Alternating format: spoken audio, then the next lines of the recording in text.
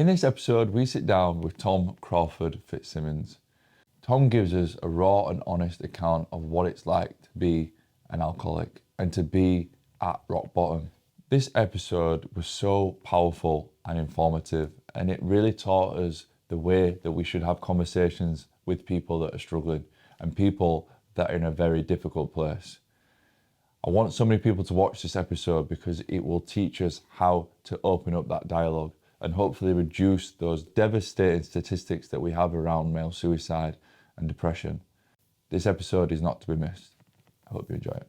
Tom, thanks for joining me. No problem. So I noted, looking through your social media, that in August last year you were 17 years sober. Can you take me through what that journey's been like? Yeah, 17 years of getting my life back on track. Probably best to start where it all started. From 13 to 33, my life was destroyed by alcohol. I did everything, drunk everything, destroyed everything over a period of 20 years. And to get to a point in 2007 where I was ready to put it all down was quite a momentous occasion. To get to that point of saying, enough's enough, you know. What was the turning point? What was the moment that you decided that was the day that you weren't going to drink anymore? So I always say that everyone's got stereotypes. We have stereotypes of everything. So for me, a stereotype of an alcoholic, which is what I was and what I am, is somebody who drinks every day, drinks first thing in the morning, doesn't have a job, possibly homeless, violent, a little bit smelly. That was my stereotype. And even though I was in that world, I was a project manager. I was a company car, good salary, looked after myself as best I could. The only connection I had with alcoholism was I was violent. You know, and that was the thing that was the connection. So I was a violent man. But the rest of it, I'd never dressed up as being an alcoholic until I went to the bank one day and tried to get some money out and realised I'd spent all the family finance. I was getting asked to leave my job because of my drinking and driving and all that, all the stuff that went with it. So when you get to a point where you can't provide for your family, when you get to the point where you have no job, things started to change. I could see my wife looking at me differently. I could see her looking at me. You know, when people say, oh, my wife's going to leave me, and they're half joking, or when your partner says, oh, I'm going to leave you, I've had enough, when you've had a little row. I remember my wife looking at me one day and saying, this can't carry on. I could see a change in her eyes. Her eyes had gone a little bit darker, a little bit more serious. And I thought, do you know what? I think she is. I think she's going to leave. I can't have this. I had two older boys, two previous relationships where I chose alcohol over children, booze before kids.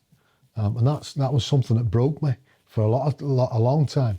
But for Zoe then to think that Zoe was going to walk away with my two youngest children, I was thinking, I can't have this. I've got to do something. I've got to find a way of being able to get myself back on track.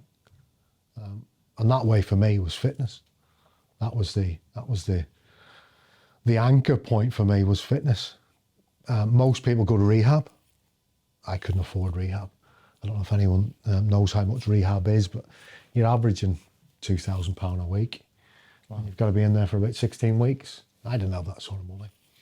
So I went cold turkey, which was just horrific. And I definitely wouldn't recommend it to anyone.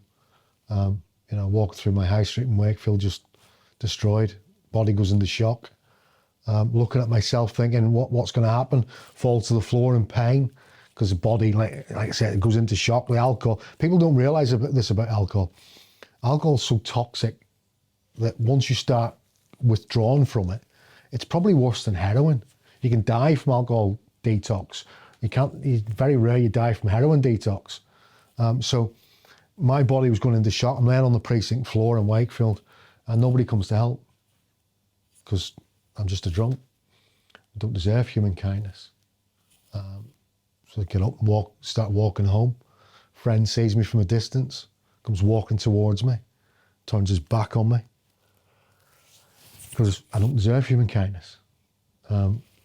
It's only when I get home that I realise that somebody else wants me to get better. And my wife's waiting for me. And she doesn't laugh, she doesn't cry, she doesn't shout, scream. Stands at the back door, hugs me, tells me she loves me, tells me it's going to be okay. And that single act of love was something that I'd been wanting for an eternity. I'd never experienced love. I'd never had it. My childhood was pretty tough, you know, growing up in Belfast. It wasn't the sort of thing, love wasn't freely handed out. You had to be tough. It's like the song by Johnny Cash, you know, A Boy Named Sue. You're going to be rough, it's going to be tough. You've got to show that coldness in you. And I always had that. And then when Zoe showed me that one act of love, it started to trigger something inside me that was like, okay, maybe I can do this. Maybe I can get well again. 7 days later, I'm going through all the detox, the pee, the poo, the vomit, the shakes, the shivers, the sweats, the hallucinations, the paranoia. And then you realise that getting sober is easy. Staying sober is the difficult part. Staying sober is the bit where you go, do you know what, I can't do this. This isn't for me. And somebody had suggested running. And running for a lot of people is a normal activity. For an alcoholic, it definitely isn't. The only thing you're running from is possibly the police. You know, and that's the reality. So I was 21 stone, maybe 20, 21 stone at the time. Really unhealthy. But I thought, okay, well, if it helps with depression, it might help with my addiction. Off I went, half a mile, half an hour. Came back home, vomited all over the bathroom, swore, never going to go running again. And from there, when I started feeling well again after about 2 or 3 hours, I got that sudden feeling of what I now know to be happiness. So in the space of 7 days, I'd felt love and it felt happiness. And those are two things that most people, if you ask them, what do you want in life? You want love and you want to be happy. And for me, in 7 days, I'd experienced those two things for the first time in my 33 years. And it was enough to make me go running the next night, then the next night. Before you knew it, I was, you know, 6 weeks later, I was running a 10K. 3 months, I'd done a half marathon. So Tommy Boy's cured. So what do? Run 6 miles, drink 6 pints. Run 8 miles, run it and drink 8 pints. Because I didn't need Alcoholics Anonymous, not me. I'm better than everyone else. The usual thing that you find with people who are in any form of addiction, once they start to get well again, they start to forget how poorly they were. They forget how bad it was. And they convince themselves that they are in control.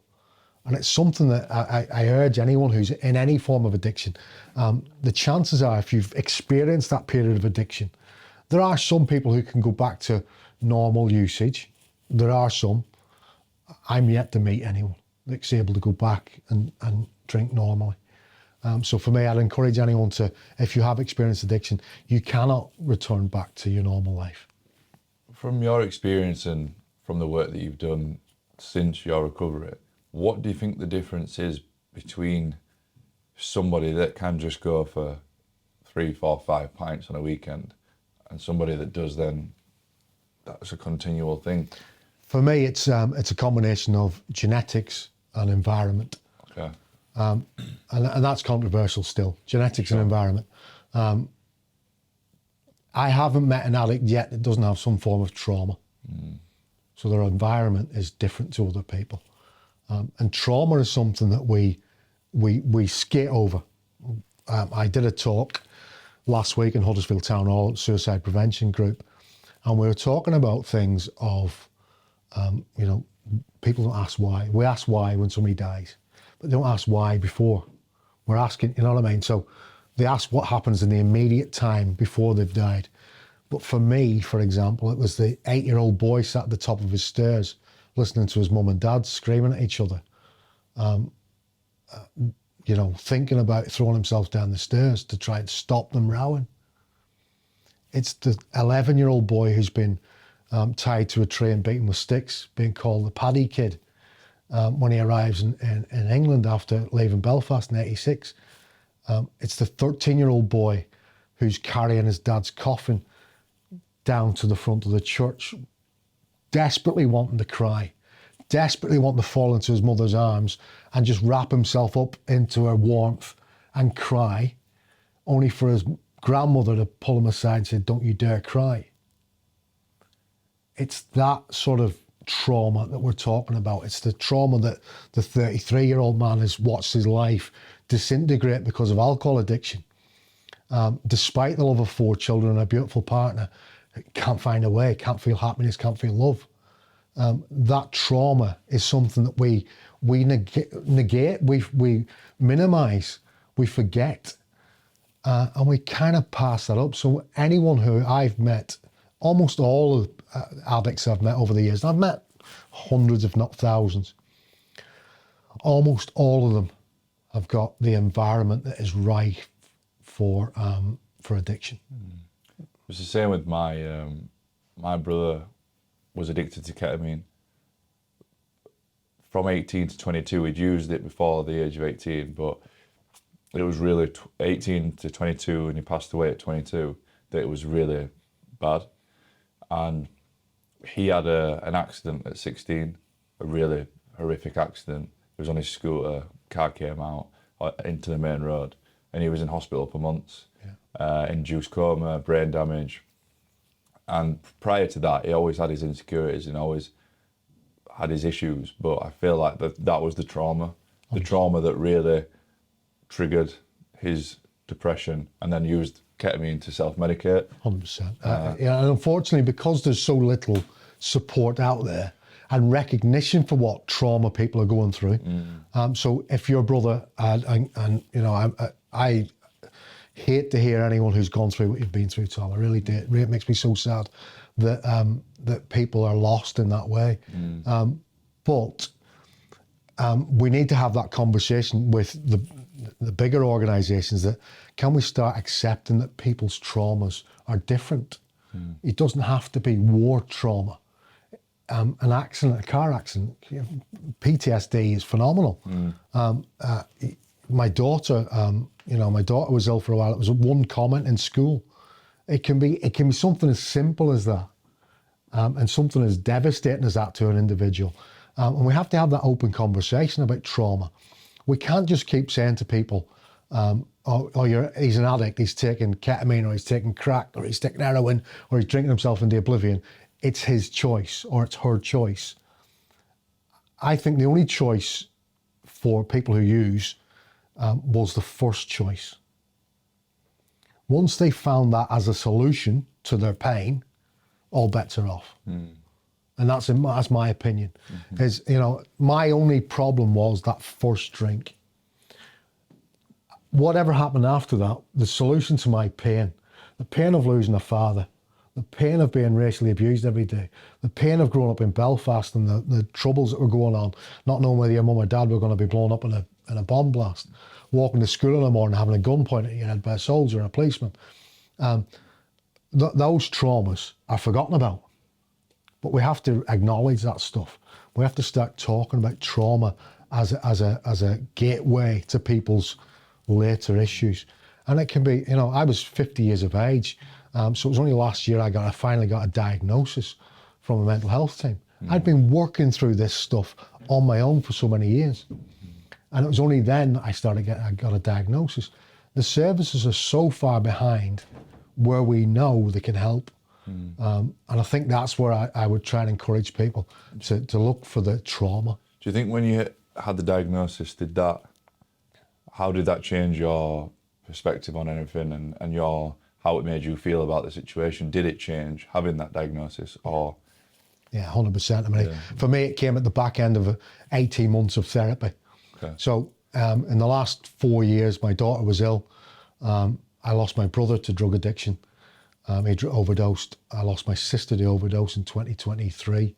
And then I lost my mother to cancer in 2024. Sorry to hear that. Sorry, 2023, my mother, 2022, my sister, 2020, my brother. So I lost my way. Despite everything I'd done, in my recovery, I'm very proud of the fact, I'd run the Marathon des Sables across the Sahara Desert. I'd run across the United States of America from San Francisco to New York, but I couldn't cope with those 3 deaths. Couldn't do it. By the time my mother had died, that was me done. So I did therapy, and at the end of the therapy, I finally got to see a mental health practitioner at Wakefield Mental Health Team, and this psychiatrist, and he finally gave me a diagnosis of bipolar. But I was 50. I didn't want the meds. I just wanted the acknowledgement. Tom, you didn't do all that stuff. You weren't in mad depressions for months on months on end because you chose to be, like people say. Why don't you pull yourself together, Tom? Just think of the positives. And there's a place for that. Don't get me wrong, there's a place for the positive mindset. There is, 100%. But there's also a place for stay down. Stay down. Stay down until you're ready to get back up. And I think that's something we're not comfortable saying to people. Stay down. You're okay. You're safe. At home now, and I haven't had depression now since probably September last year, back end of August. But if I do feel bad, I just go home, say to my wife, I'm not in the right headspace. And I go to my safe space, which is bed, close the curtains, pull the covers over. And my wife checks on me every hour. Just checks on me. You all right? Yeah, I'm sound. I just want to be safe. And I think that's the conversation we should be having. Not always to pull people out. Yeah. We sometimes listen to people to fix them. And we can't fix everyone. We can't fix people just by giving them bits of information. Sometimes all they need to be is to be heard. And for me, certainly in my mental health journey, being heard is so important. Somebody sitting down and just listening to, my therapist listening to my childhood and acknowledging the pain. And it was like, nobody had done that. We'd all glossed over it. And I began to doubt myself. Oh, maybe I'm just bad. Maybe I just drink because I can't control myself. Maybe I just drink because I'm a bad person. And then when the therapist starts to acknowledge your pain, starts to say, do you know what, Tom, I'm surprised you're still here. And that acknowledgement was great for me. It's phenomenal. And since that therapy process is finished, and I finished it around about the end of August, I've probably been in the best headspace I've been for, all my recovery, probably all my life. But certainly in the 17 years of recovery, I've had good spells, but this has been a comfortable spell. There's no spikes in my emotions. There's no spikes in my mood. It's just, I'm happy. And that's been a long time coming. That's amazing, Matt. Now I'm really happy that you've got to that place. It sounds like it's been one hell of a journey for you to hear that you've got. I've only just met you, but no, congratulations, because that's incredible. Thanks, man. I can just listen and hear it from you. Yeah, it is such a, and I think people as well, so, and you'll get this, they'll see the Tom that you put out in social media, and they'll see the Tom that you portray to people, because that's how you protect yourself. Yeah.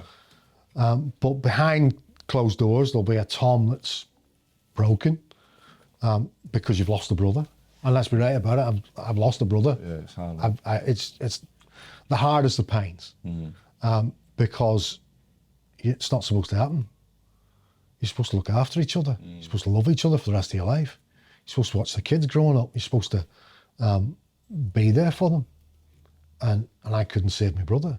So that process is tough.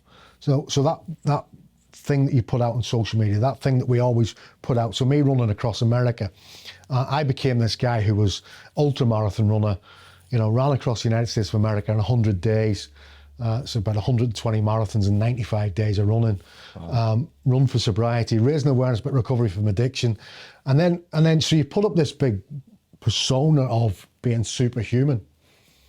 And then when you break, get ready for this, Tom, because see, when you break, there will be people out there with knives and they'll be going, I told you weren't right. And they'll come at you. And I think for me, that was the hardest part, is that I'd done all this stuff. I'd run across the Sahara Desert. I'd raised awareness about recovery from addiction. I'd tried to be that person that, you know, person of hope, that message of hope. See the first time you fail. See the first time you break. Oh, the vultures were around me like picking at the carcass.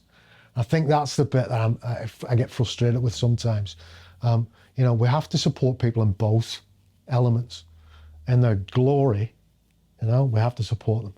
I think it's quite poignant. We've just had Callum Simpson's last couple of fights. I know you're a big fan. The way the crowd got behind him in that first fight back. Yeah, it was incredible. But I hope they keep behind him, because it's going to get darker for him as the years go on. It will get darker for him as the years go on, as the limelight starts to dim down, as he starts to finish his career, and hopefully he's got a few years fighting yet. He's only a young lad. But I hope they stay behind him. I hope to support him through the darkness. Yeah. And I think Barnsley folk are like that. Yeah, definitely. They are like that, you know, and I think that's important. And we have to continue to support people through every part of their life, not just the good parts. How did you deal with, because I know, and I very much agree with everything that you've just said, there is, I'm incredibly lucky that I have the support network that I have, because there is days when I feel shit, but there's days when I'm up there. But when I have the shit days, your safe place was getting in bed. My safe place is in my missus' arms. Brilliant. And I know that, but for when you did all these incredible things, and you ran these marathons and you did the Sahara Desert, when people were coming for you, who was it that you turned to in that place of need? Who was it that was there for you? Because I know who's there for me, and I'm sure you do, but there's a lot of people that do all these incredible things, and then as soon as you make one mistake or something doesn't quite go right, the world is a negative. A lot of the world is still very negative, and there's the people waiting for you to slip up. Who was there in that time for you? I always say this when people ask me the question about your hero and the person that you idolise, and it's my partner, Zoe. I can't refer to her as my wife because I've never married her. But 24 years, you can't rush these things. But everybody needs a Zoe in their life. I think you have a Zoe in your life, type of woman. Definitely. Who literally will sit in the background, doesn't want any of the limelight, is just happy to sit in the background and watch me heal. Watch me get well again. Zoe put up with me for 7 years of my addiction, first 7 years of our relationship. I was an absolute animal. And I'm not proud of that, but I was an animal. I treated her like you know, a servant. I was horrible to her. I was aggressive with her. And now she's had 17 years of me being a completely different person. And don't get me wrong, she still complains about me. That goes with the territory. But our relationship has actually got stronger over the last few years, since Adrian and Shanine died, and then my mum. God, I was so blessed by her. She sat with me when my mum was passing. She's the only person in the world that could do what she did. She arrived when my mother was she died quite suddenly in the end, my mother. But Zoe got to the bedside with me and just brushed my mother's hair and you know, wet her lips because she was a bit dry on her lips and she was just about to die, and did the things that I wouldn't have thought of. And I was hugely privileged to see that. And I was hugely privileged to have a woman like Zoe in my life. And I think when you get somebody like that in your life, it is a gift, because not everybody gets it. No. Not everybody has that person to go to fall into their arms, to be there for them. So for me to have somebody like Zoe, and my children now, my children are all adults, but they're all very aware of who I am. They're all very aware of Dad's fragility at times. I can be the strongest man in the world and go into the gym and still like bench all the kids. You know what I mean? I'm still strong. I'm still that person. But also I can break. And I've been open and honest about that with the children.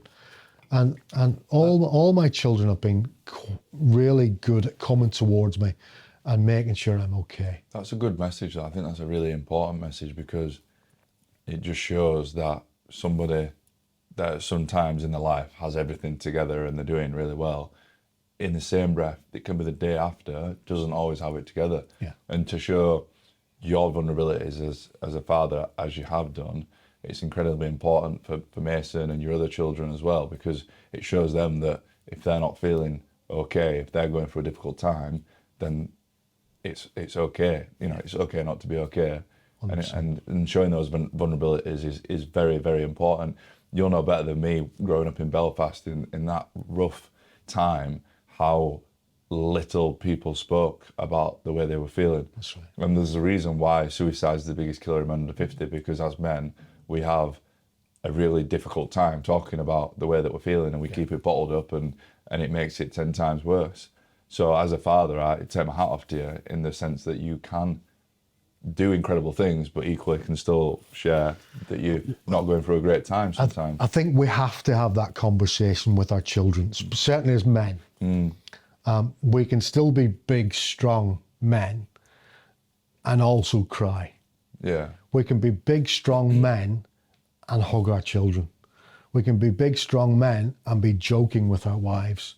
There's that stereotype that we have for alcoholism and drug addiction is the same for men. But what I've realised over the work that I've been doing over the last few years is that men will talk. They just don't have the language. So we have to teach them the language. Can you give me an example of what you mean? So if you sit in a room with a group of men and you're vulnerable, you will sit in a room of 10 men and you sit and talk about football, all 10 will talk about football. Even the men that don't like football. If you sit and talk about your mental health in a room of 10 men, at least 2 or 3 will join you. If you show them how to do it, if you show them how to speak, if you show them how to say, do you know what, I wanted to kill myself last week. If you do it one-on-one, it won't work. So I'll give you an example of that one. I was in the gym a couple of years ago and I was suicidal. And one of the lads came in to me, it was just after my mum died. He says, how are you doing? I says, I'm finishing my gym session. I'm going to up the train station. I'm going to throw myself in front of a train. Wow. And I was that serious. That's how it was. And he just laughed at me. He went, all right, Tom, see you later, mate. Have a good day. I did it in the sauna later on. I was in the sauna and I had a conversation. There was 4 men in the sauna. And I said, how are you? I said, I'm really down. I really am down. And I am considering going to the train station after this. I'm going to go and kill myself. I've made plans, everything's sorted. You know, everyone will be okay. They're better off with help me. And of those 4 men, 2 of them stopped behind and made sure I went for a coffee with them after training.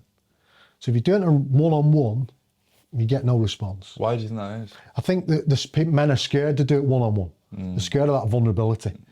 In a group setting, we're group people. You look at the football match, if somebody starts screaming something like a football match, the other men join in. If somebody's up for something in a boxing match, everyone's in.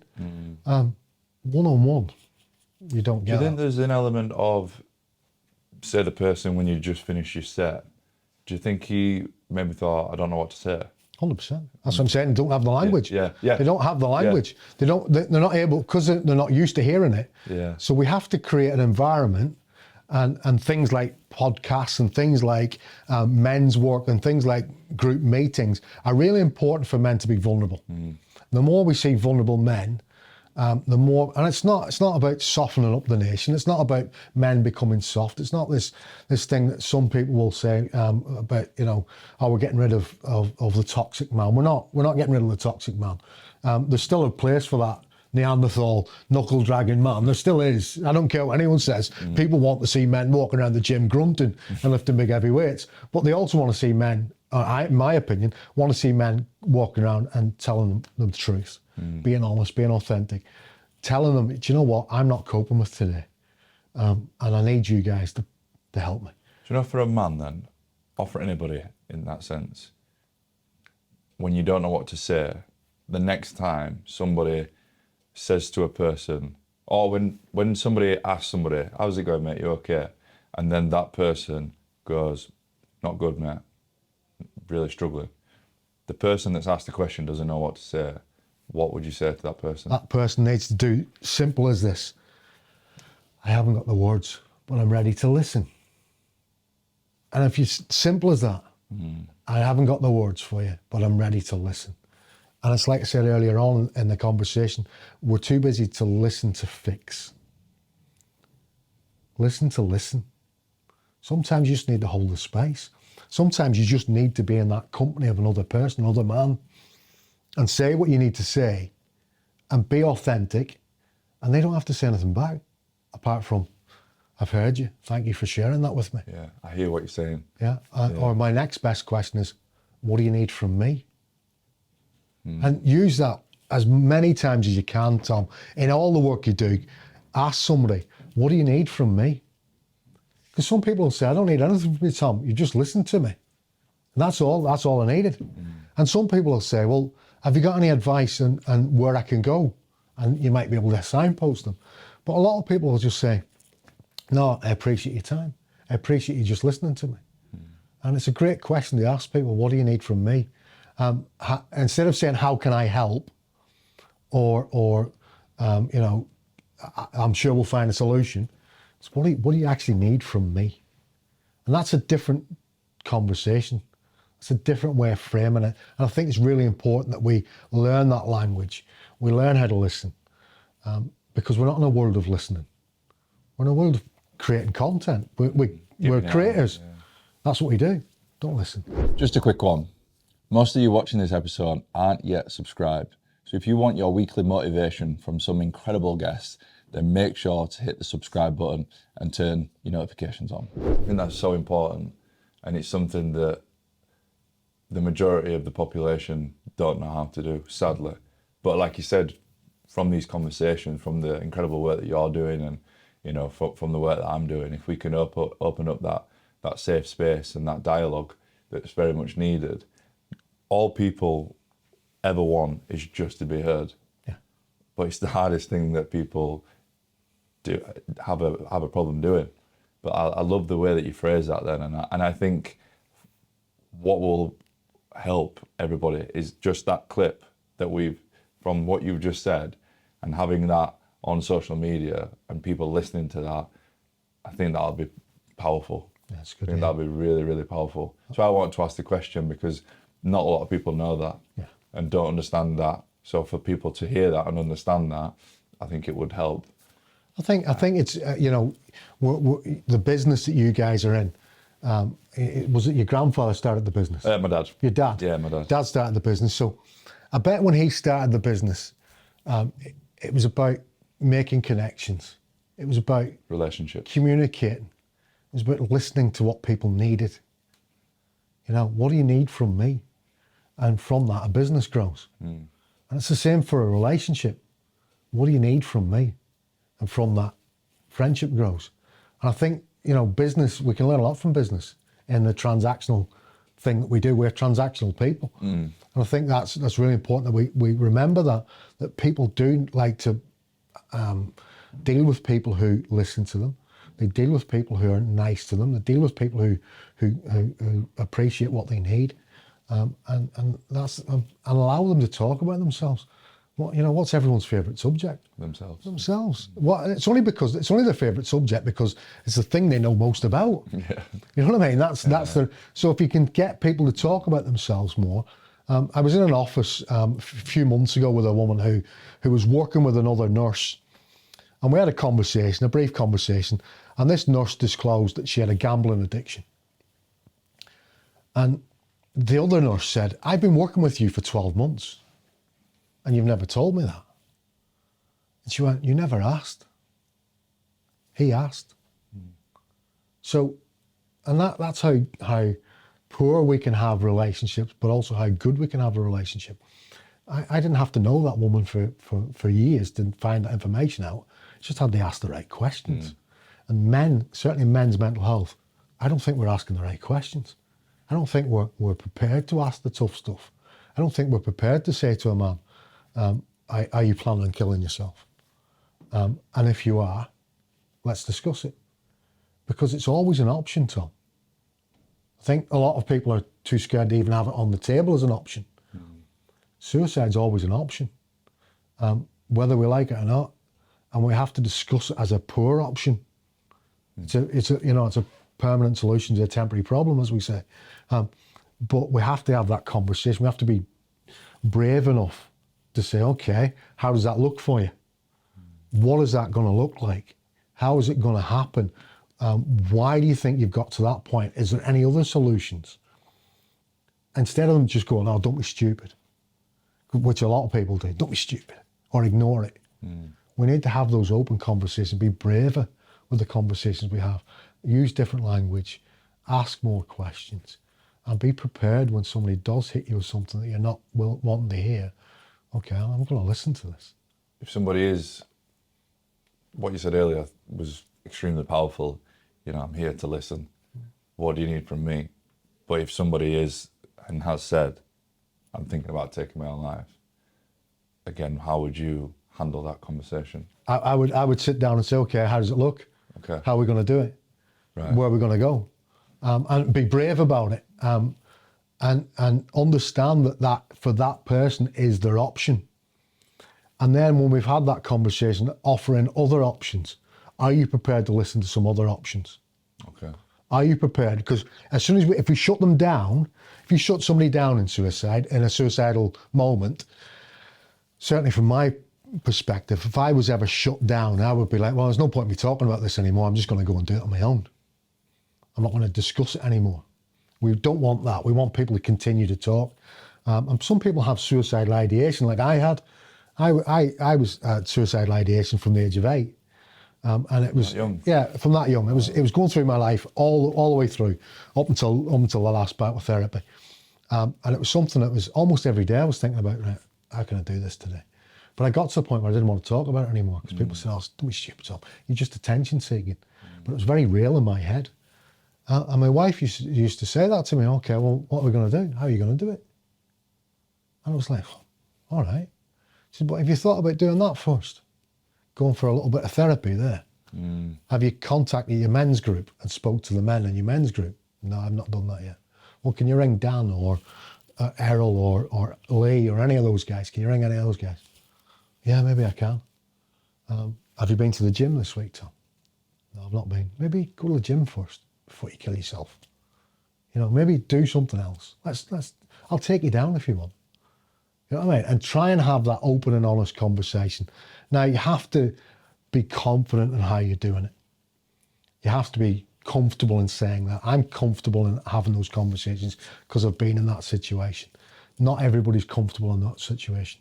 So if somebody does say they're going to kill themselves, I think you have to be very cautious in your own ability, but also not shy away. Not be too scared to say something that you end up saying nothing. I think that's the problem for a lot of people, is that they don't have the confidence to say what they imagine to be the right thing. Yeah. Or the other side of it. And I've been guilty of this before. It's like, don't be stupid. And that, like you've just explained, can be also equally as damaging. Yeah, because it shuts a person down. Shuts them down. It's opening up the conversation. It's opening up the dialogue. And it's like I've been doing a life coaching qualification for the last 12 months. And it's not about telling the person what to do. It's asking them an open-ended question and letting them figure out the right way of getting to where they need to go. And it's so important. And I'm so glad that we've had this conversation, because I know that what we spoke about, so many people need to hear from two sides, from somebody that does want to take their own life, from somebody that they've had a person tell them that they want to take their own life. I'm really glad that you've come on. That's there. good. I think it's we have to be braver in our conversations in all things: suicide, mental health, addiction. You know, how many times do we know somebody's drinking too much? We never have the conversation. Somebody's taking too many drugs and we're not having the conversation with them. We're not saying to them, "Are you all right? What's going on?" We often say you need to stop drinking, but we don't say what's going on. What's happening for you? That's what, again, hindsight's a wonderful thing. But I used to say to my brother, why the fuck are you taking this drug every day? Yeah. And he would say to me, it's an escape from reality. So rather than me saying, why do you need, if I knew what I know now, then I would say, but why do you need to escape your reality? Rather than just instantly passing judgment and saying, you don't need to escape your own, you've got da. I'd have said, but why do you need to escape your own reality? What's wrong with what's going on in your reality that you feel the need to escape it, and therefore why you feel the need to take this drug? And to give you some comfort, Tom, how old were you when your brother died? 19. you wouldn't have had the language. No. And that's the thing. Yeah. And it's down to dinosaurs like me, who are a little bit older, a little bit further down the track, to enable 19-year-old men and 20-year-old men to have the language to challenge their friends. And I think it's a failing from us that you didn't have the language. It's a failing from us as older men that we haven't had the language, that we've persisted in letting this statistic rise on a yearly basis to the point where we're almost at crisis point when it comes to how many men we're losing. That suicide prevention group I was telling you about the other day, there was 25 people in the room and only 3 men. Despite the fact that we're the ones who are at the top of the stats. 3 men in the room. So 22 out of 25 people, female, trying to solve a male issue. And that can't be right. So there's a lot of work to be done on that side of things. There's definitely a deep-rooted cause as well, though, isn't there? Like, for example, Amy will ask me 1,000,001 questions about 1,000,001 things because she's curious and she's genuinely interested in me. Sometimes, you know, I don't see it that way, but I know deep down that is. And we have a laugh and a joke about that. But as a man, she'll ask me a question, I'll say, yeah, we're fine. Yeah. Why do we do that? We don't want to let down our guard. We don't let down our defences. Certainly to our partners, we don't want to show them our weaknesses because it's built in us. We're supposed to protect. Despite this thing that we're told that women are strong enough now to look after themselves, and they are, and they have careers and they have, but there's still a natural thing for us to be the protector. Yeah. One of the things that broke me about my daughter's illness was I was a dad. I'm supposed to protect her. And I couldn't. It broke me for about 12 months. I couldn't fix it. I couldn't protect her. And I think we still have that DNA in us of hunter-gatherer, that protector. And we don't want to share the stuff that's vulnerable with our partners. And possibly we shouldn't share the stuff with our partners, because let's be right about it, they're not our offload. They aren't the person, they're not our counsellor. They're our lovers. They're the mothers of our children. They're not here to be our carers. So maybe we do need other men to talk to share that stuff with, creating more men's groups, not just Andy's Man Club, but other smaller, good quality men's groups of age groups, different ages, so we can share that bit. Because not everything we need to share needs to be shared with our wives or our partners. I think often we make that mistake, and you find the dynamic of the relationship starts changing. It becomes a mother-son thing at times. And you think, hold on, I don't want that. It's a bit weird. I don't want that in my relationship. I don't want a mother. I've had one of them. I don't need another one. You know what I mean? And sometimes you shut down if that relationship changes. So you've got to be careful about what you're sharing with your partner. So it's about understanding who you can share with. I think you mentioned about therapy, and that's something that I tried at 19 when Liam died, and then at the time didn't work for me. But having that non-bias person, I think, is really important as well. And it's only recently I went back to therapy. He's a mental performance coach, but he's a qualified therapist as well. And he took me through an exercise, and just from speaking to him, I felt lighter. Yeah. Like, and again, I have my good days and my bad days, like we all do. I would not say that I am depressed. I would say that I am very much happy in what I'm doing, but I wanted to go back to therapy because I want to be the best version of myself. Yeah. And I know that I'm doing 1,000,001 things, and I knew that it was the right time for me to go back because I didn't want to crash and go back to where I was when I was 21. Yeah. But just from that one conversation with him, I left thinking, I just felt so much lighter. And the conversations that I had with Amy, like, it's my favourite thing to do. But the difference between the two was significant. And I think, based on what you've just said, you know, you shouldn't always relay everything on me. 100%. And I think that's really important to get across to people, that not everyone's fortunate enough to have a therapist. I was fortunate enough to be able to afford to go privately for a therapist. But there are therapists out there you can get through the NHS and whatever else. And there are groups that you can do peer-to-peer support. But I do recommend that you find someone else to offload to, that it doesn't all become in the house. because that then becomes, especially if you're not well, it becomes a toxic place. You're bringing toxicity into your home place, and that's not really what we want. And it's about trying to create that environment. Therapy for me was a place where you could feel safe, a place where you could offload, for me, a decade of stuff. So you'll be a different person in your 30s and your 40s and your 50s. I'm entering my 50s. I turned 50 in September, and I'm in a very different place now than my 40s were a nightmare. My 30s were full of recovery and hope and running across continents and writing books and doing all sorts of stuff in my 30s. My 40s were about death and illness. And my 50s now is about hope. So therapy is great because you're having different stages of your life. And that's why men's groups are great if you have a good age range. So you get men from 19, 18 all the way up to 60. If you have just 18-year-olds in your men's group, you're going to get warriors looking for a king. Yeah, they're going to be promoting from within, because that's what we are as men. We're warriors. When you look at the knife crime that we have for our young men, they're warriors looking for a king.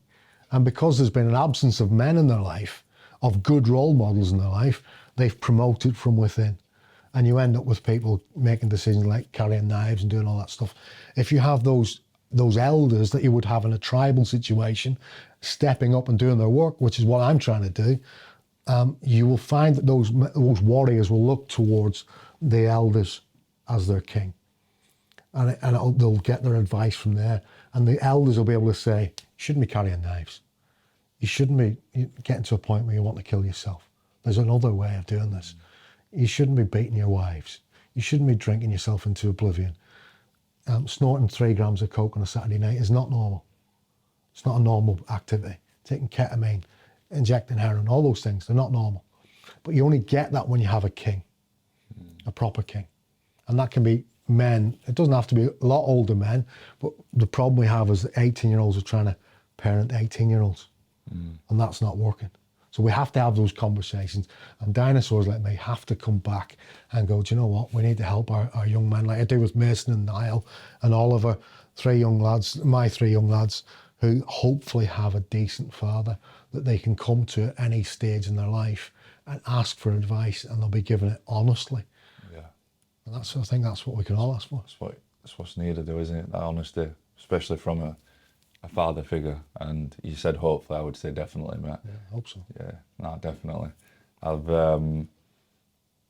Like I said, mate, I'm really, really glad we set this conversation up. I know that I've learned a lot. I've learned a hell of a lot. And I know that people listening, and just from little snippets from this, things that people wouldn't have known how to articulate a conversation or wouldn't know what to say with what you've just explained, now will. And I just want to thank you from the bottom of my heart, mate, because it's so important, the conversation we've just had and the work that you're doing. Just one last question before we finish the conversation. How old were you when you went sober? I was 33. So with the last 17 years, everything that you've learned, your 40s, as you explained, were not good. You're now in your 50s and there's hope. If you go back to 33-year-old Tom, what would you say to him? What would I say to 33-year-old Tom? Carry on with the plan. Keep going the direction you're going. Because the direction I've gone, even though it's been a lot of pain, I couldn't be prouder of where I've ended up. So those 17 years of recovery have taught me about love, happiness, faith, family, death. And let's be right about it, we're all going to see death in our life. It's taught me about resilience. It's taught me about rebirth. It's taught me about employment and self-employment. It's taught me about running. It's taught me about fitness and you know, all those different things. So the 17 years that I've had in sobriety, although they've been testing, but you don't get anything without being tested. So for me, I've been tested, and I'm looking forward to my 50s. You know what I mean? If people in the office are all talking about being born in 2000, I'm like laughing at them going, really? But yeah, I'm enjoying it. I'm enjoying being 50. I'm enjoying being that elder that we talked about. I'm enjoying being that guy that can be able to look around at our young men and say, do you know what, maybe you need a little bit of guidance on that. And it's not about being that old bloke that's going to Uncle Albert telling you stories of the war all the time. But it's about somebody who's just trying to make sure that if you do make mistakes, that you learn from and you minimise those mistakes. And I think if we can do that, then yeah. So I've been all right with the 17 years. Amazing. I love it. Thanks. Tom, like I said, I've thoroughly enjoyed this conversation. And I know there's going to be a lot of people listening that it will help. So again, thank you, Matt. Thanks, man. Appreciate it. All the best.